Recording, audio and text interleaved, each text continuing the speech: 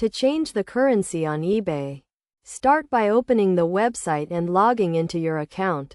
Upon logging in, you'll notice that items are listed in a specific currency, which in this case is the British pound, as we're accessing the UK's eBay site.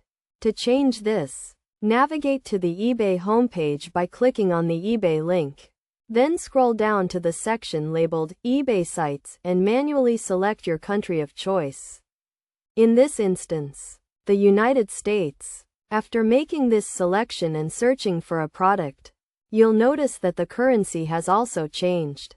If, however, you come across a product that's still listed in a different currency, you can adjust this by clicking on a specific button, then selecting the Customize option.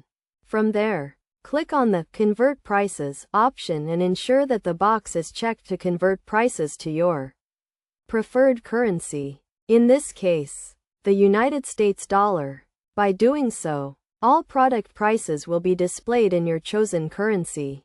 This process should help you navigate and customize your eBay experience.